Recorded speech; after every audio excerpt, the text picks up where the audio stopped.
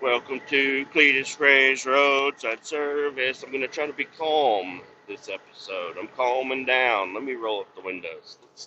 Let's get into our woo-saw. Everybody relax. Everything's fine. Things are going okay. I hit the median with my pickup truck today. Like on the highway, that big, that concrete wall in the middle. I hit that motherfucker today. Let me tell you about what happened to me today. It's Friday, okay? It's Friday. I woke up early. I got ready early. I left early. Things are going really good. And what is this guy doing? Hey, I'm in the middle of a story. I passed this Camry earlier, and now the Camry passed me, and it's raining. And now my fucking windshield is fucking just disgusting. And they're going slower. I'm going to have to slow down or pass them again, but it's going to take me a few miles to pass them. And then even if I almost get past them, they just got to give it a little bit more throttle, and then they'll be motherfuckers. There's nobody on the highway. Why do people have to? They're like, oh, I passed them. Let's get in right in front of them. Let's get right in front of them. Dude, drive up a while. Drive it. There's nobody else in the fast lane. Drive the fast lane for a while. But I will be upset if you just hang out in the fast lane like the guy up there. I'm upset at him.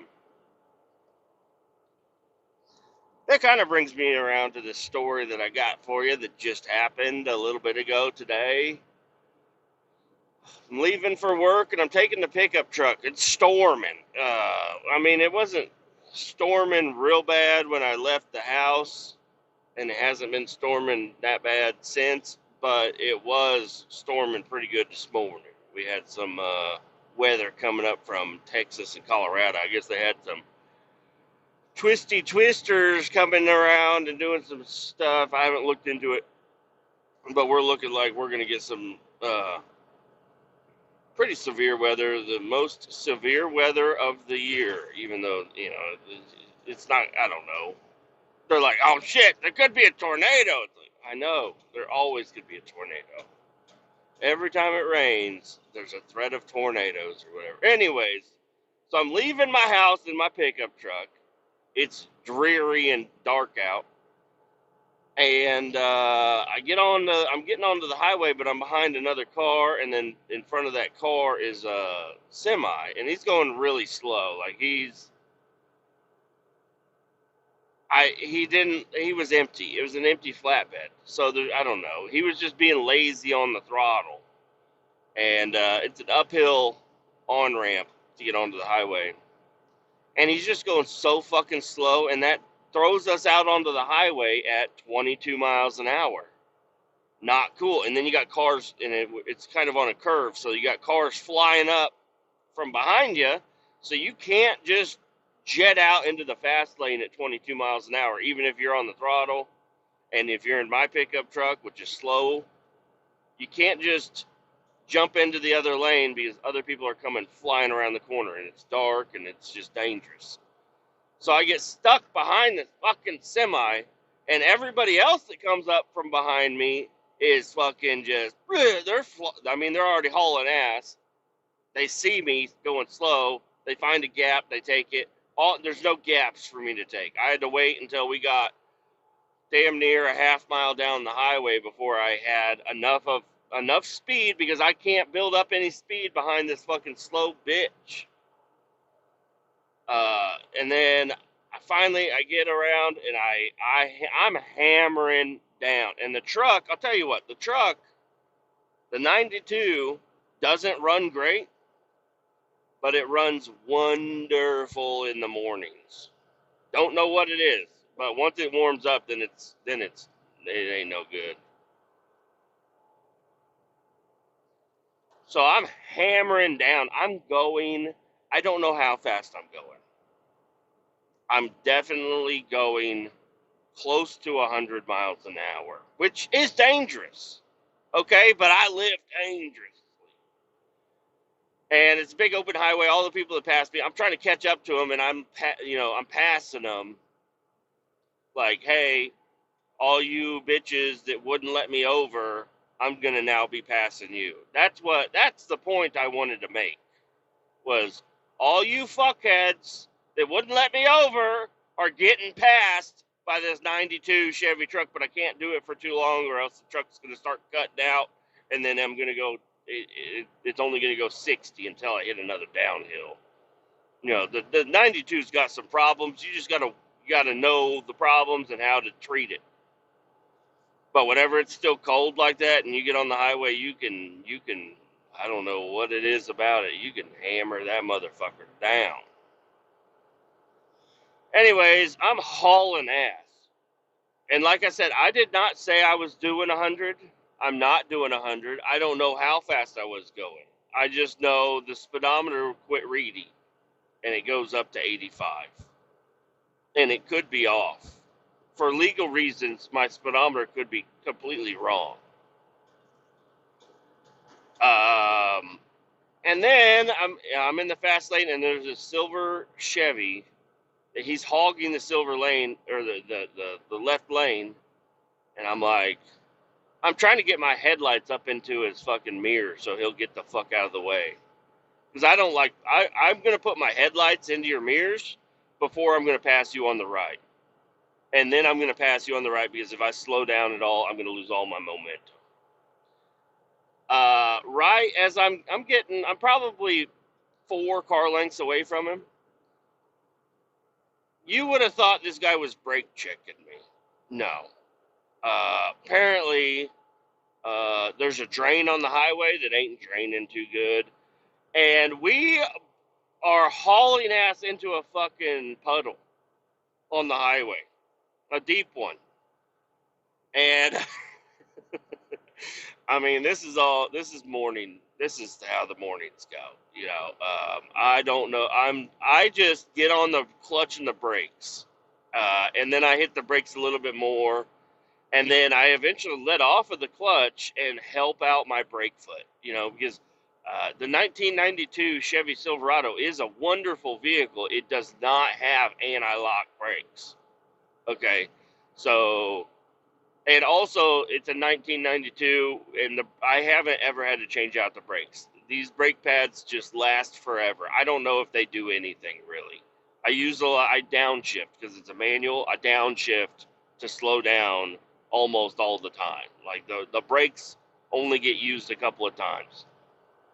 I mean, I use the brakes, but I'm saying you don't use the brakes very often in the manual, especially when it's a slow fucking truck like this. And you could just downshift and slow everything down. It pisses everybody off behind you because you're not using your brake lights, but you are slowing down.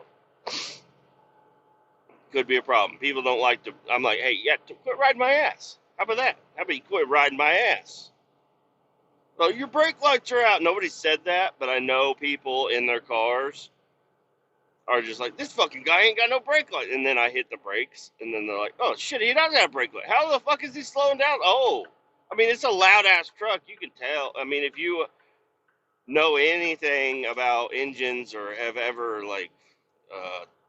wanted to be a race car driver even when you were young, you'll understand. You can hear that it's a manual, and I'm riding the fucking gears to slow down. Anyways,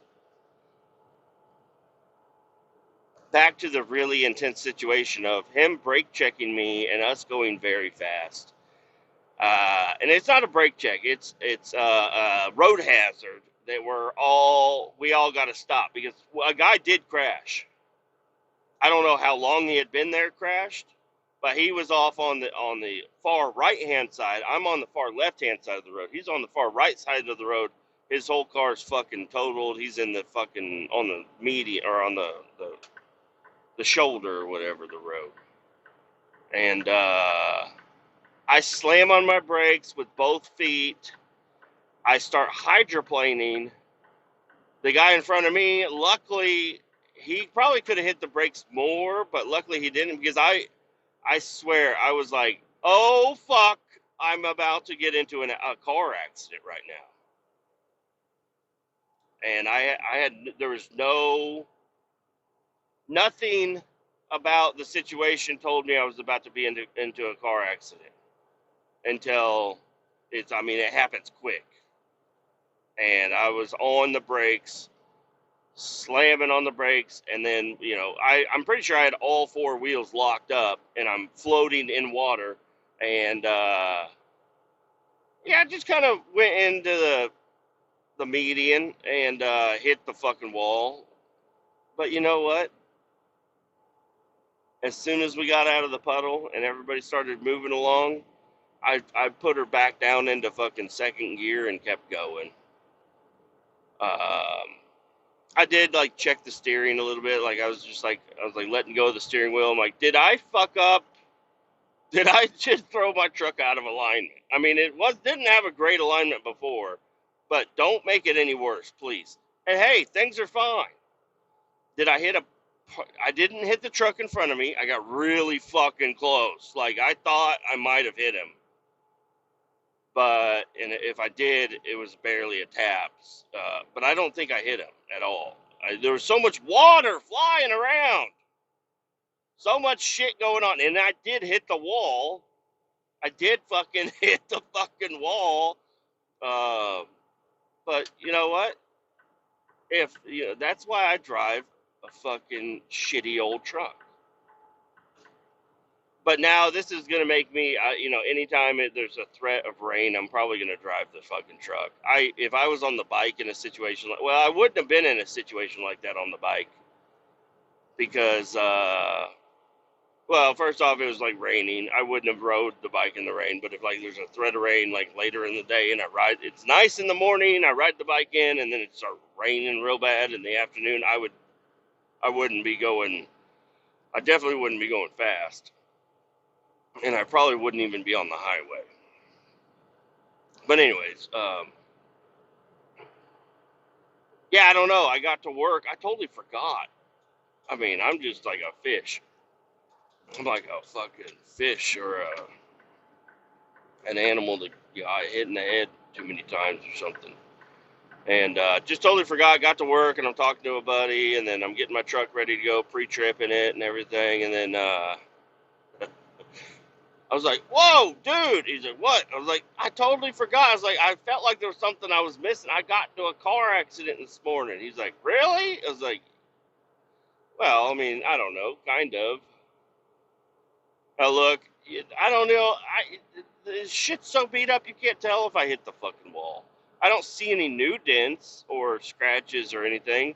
I didn't even see a scuff on the tire, but I definitely I hit that fucking wall. Luckily, they're tapered. I don't know. I imagine they're tapered in most countries or whatever, in most areas. So, like, if you do end up, like, going to hit the wall, your tires are most likely going to hit the wall first. But, yeah, I don't know. That was a very exciting morning. Really, really exciting. Went from, a little bit of anger to speed to crash, back to, all right, we're going to drive the rest of the way to work with the radio off. And I've been the victim to hydroplaning a few times in my life. It's not fun. You feel like you're a rag, or like a bag. I'm sorry those rhyme, but a rag doesn't really float in the wind. A bag will float in the wind. You feel kind of like a bag in the wind. You're like, where am I going today? When you're hydroplaning, you can't turn, you can't slow down, you can't speed up. You might start going sideways. I've done a 360 in my fucking Chevy Cruze. That was exciting.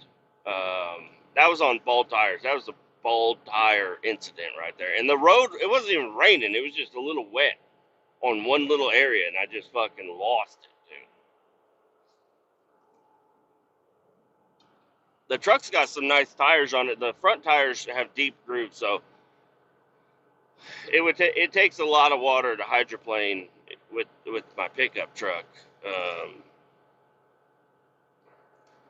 You know, But that was exciting, just a little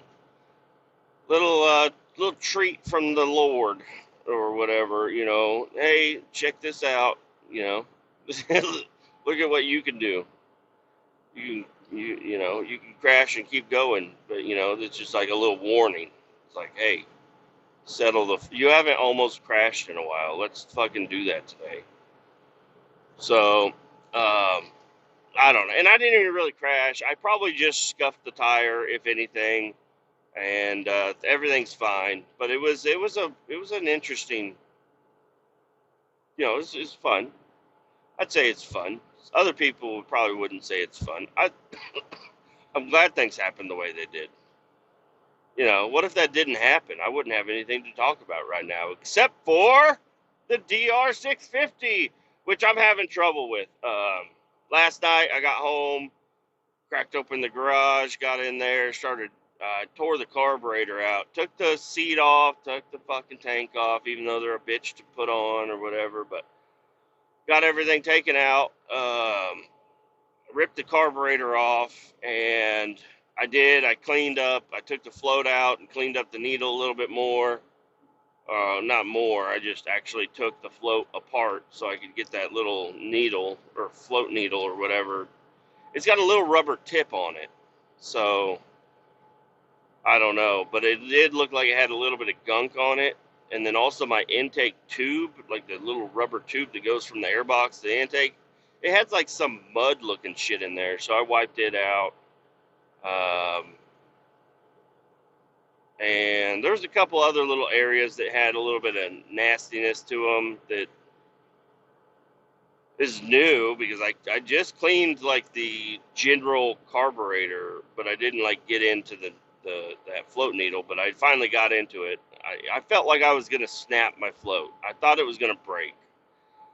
And then my uncle I had to call up my uncle because I'm like, hey man, I have a jet kit here, and I have my carburetor taken apart. What jet would you suggest for something like this? And he said, go higher, man. And I want to believe my uncle.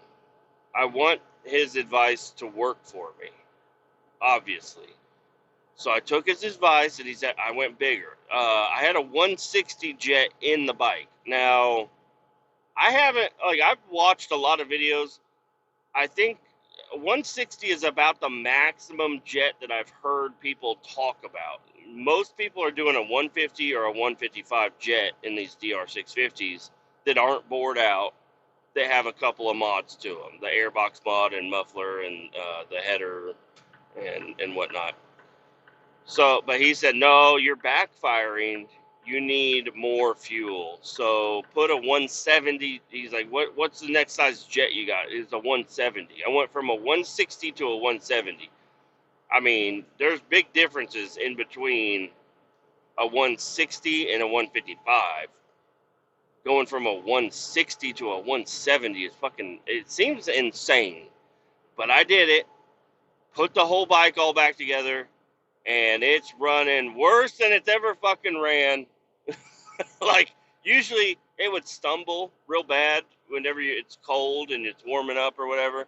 It would stumble real bad, but by the time I got to the main road, like in mornings when I didn't want to sit there and let it warm up forever, I'll let it warm up while I'm driving.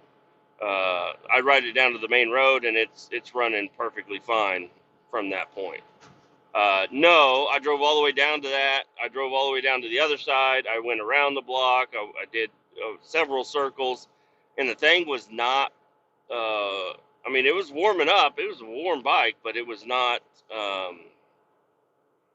It was stumbling the whole time, and eventually, I don't know what I did. I think I twisted the idle air screw, but that's only for idle. Is what he's like. Yeah, I mean that's going to help you for your idle, but that's about it. But I adjusted it a little bit, and then I took it out, and I was able to get a little bit of throttle out of it. But in them high RPMs, it was stumbling again, and I'm like, "What the hell is going on?" And it's like it'll sit there and idle fine, but whenever you give it throttle, it's like falling on its face, and I'm like, I think I'm putting too much fuel. So, I mean, I might have to use my own integrity,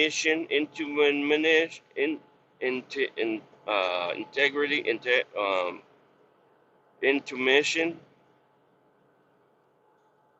intimacy. I don't know what the fuck. I'm gonna use my own judgment. Is what I'm trying to get at.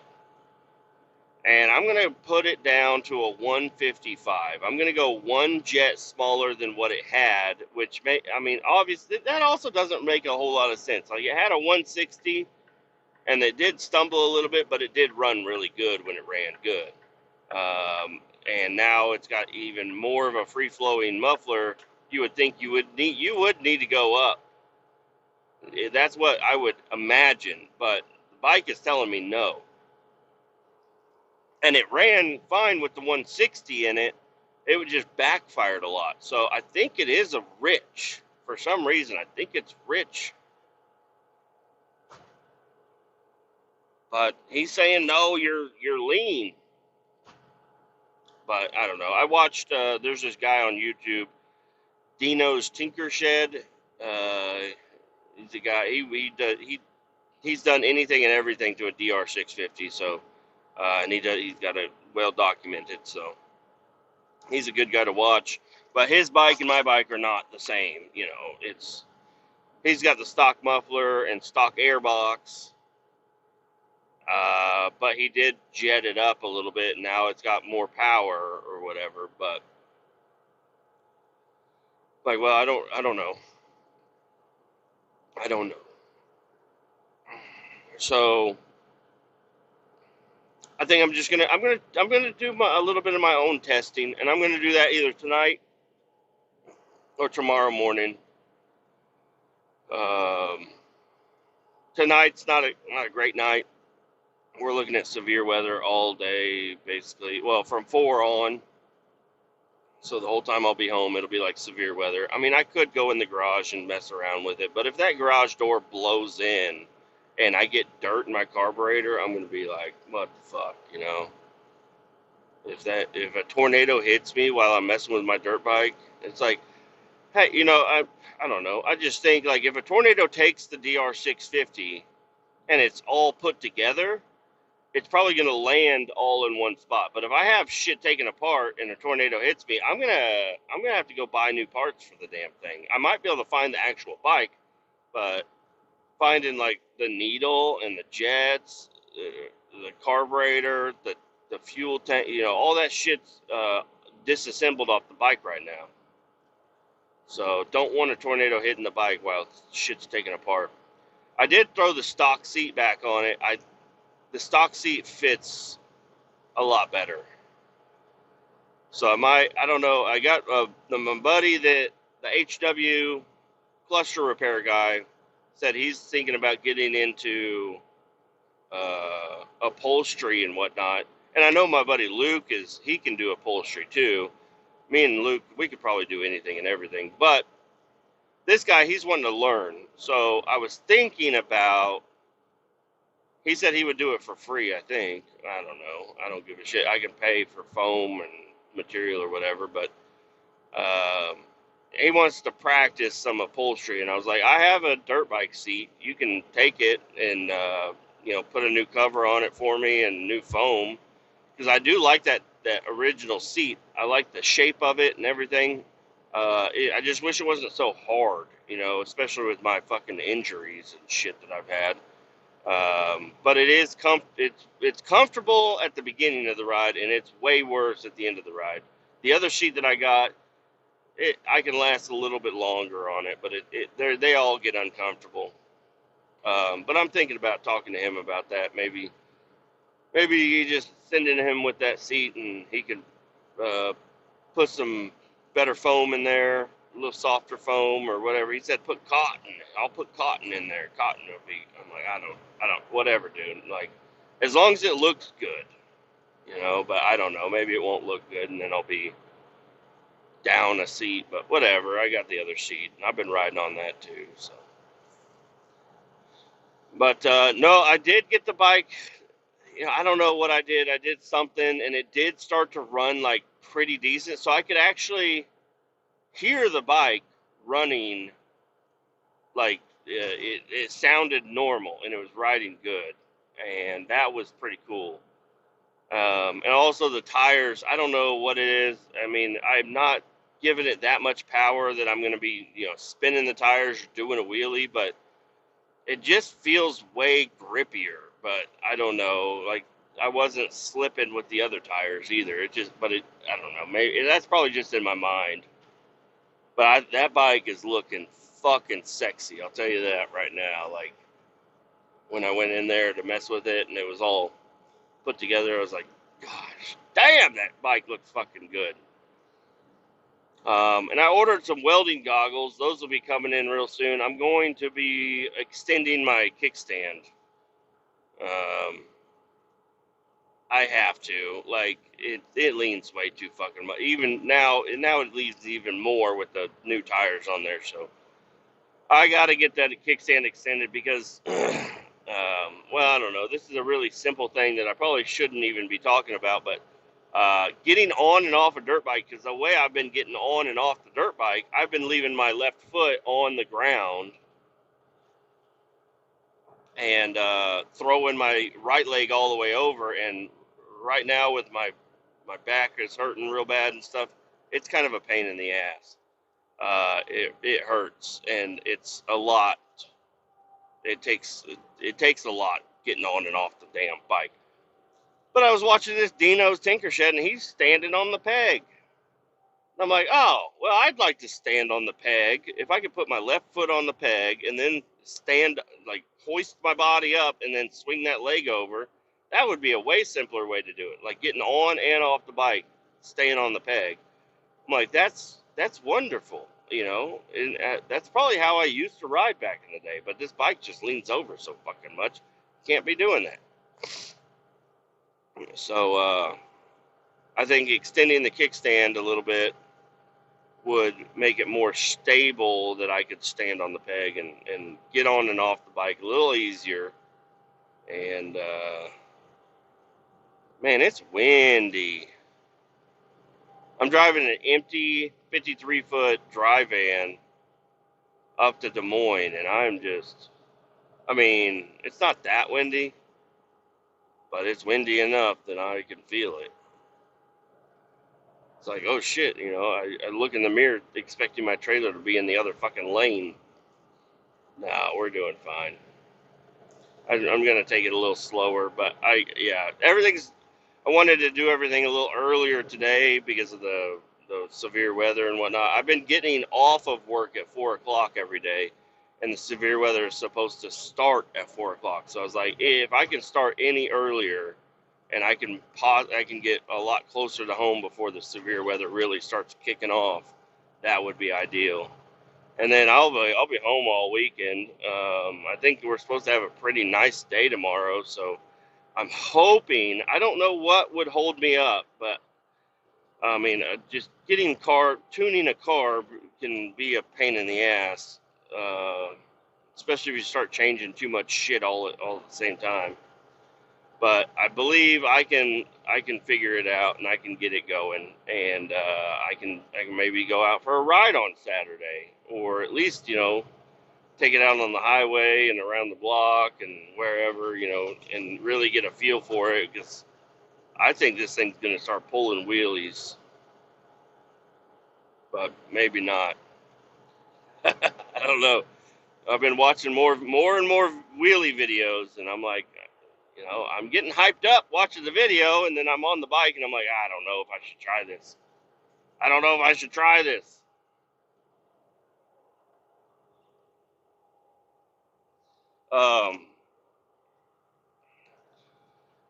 Yeah, so I don't know. I want to get this episode out this morning. It's 7:30 a.m.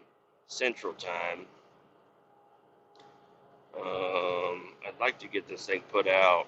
It's only been a half hour. I think we can do a half-hour episode today. I got more to talk about, but I'm gonna save that. Save that for another day. Adios. Keep ball 18 down. We'll talk to you later. You have a wonderful day. Happy Friday, and we'll be back here real soon. Bye bye.